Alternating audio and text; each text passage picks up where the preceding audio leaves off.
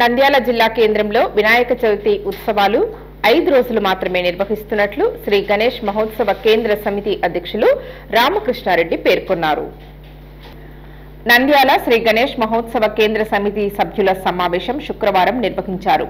ఇటీవల సోషల్ మీడియాలో నంద్యాల పట్టణంలో 9 రోజుల పాటు గణేష్ ఉత్సవాలు నిర్వహించే విధంగా శ్రీ గణేష్ మహోత్సవ కేంద్ర సమితి సభ్యులు చర్చిస్తున్నారని వీడియో హల్చల్ చేస్తోంది.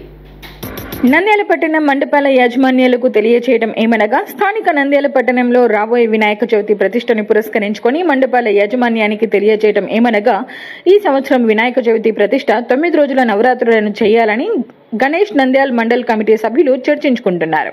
కావున నంద్యాల పట్టణంలో ఉండే ప్రతి ఒక్క గణేష్ మండపం యజమానులు గణేష్ నంద్యాల్ మండల్ గ్రూప్ లో జాయిన్ అవ్వాల్సిందిగా ఆ యొక్క గ్రూప్ అడ్మిన్ రాజా అలియాస్ చిన్నా గారు కోరుతున్నారు. దీంతో స్పందించిన గణేష్ కేంద్ర సమితి సభ్యులు విలేకరుల సమావేశం నిర్వహించారు. వారు మాట్లాడుతూ సోషల్ మీడియాలో వస్తున్న ప్రచారంలో వాస్తవం లేదని తెలిపారు. నంద్యాల పట్టణంలో కేవలం 5 రోజులు మాత్రమే నిర్వహించడం జరుగుతుందని తెలిపారు.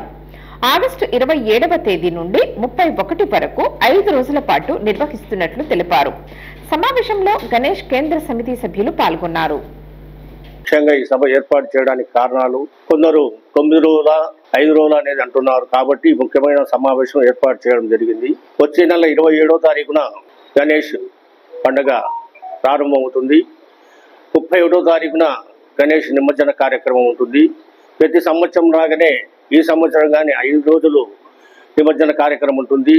మన ప్రభుత్వ అధికారులు కానీ అందరూ నంద్యాల ప్రజలు కానీ దీన్ని అందరూ సందేహం ఇవ్వవలసిందిగా కోరుతూ 5 రోజులే గణేష్ నిమజ్జన కార్యక్రమం ఏర్పాటు చేస్తామనేసి మీ అందరికీ తెలియజేస్తూ, మనం పర్యావరణ కాలుష్యాన్ని నివారించడం కోసం మట్టి విగ్రహాలని మనం ప్రోత్సహిద్దాం.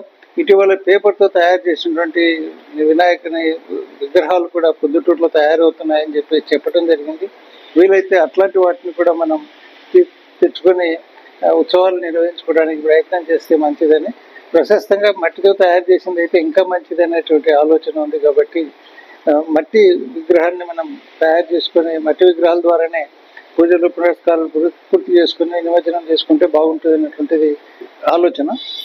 మనం ఎంత సాంప్రదాయ సిద్ధంగా మనం పూజలు చేస్తున్నాం అన్నటువంటిది మనకి ఇంపార్టెంట్ అనేటువంటి విషయాన్ని గమనిస్తూ ఉత్సవాన్ని ఘనంగా నిర్వహించుకోవడానికి అందరము ప్రయత్నిద్దాం. హలో అండి, నేను మీ కిరాక్ సిద్ధ. Please do subscribe to Nandyal communications.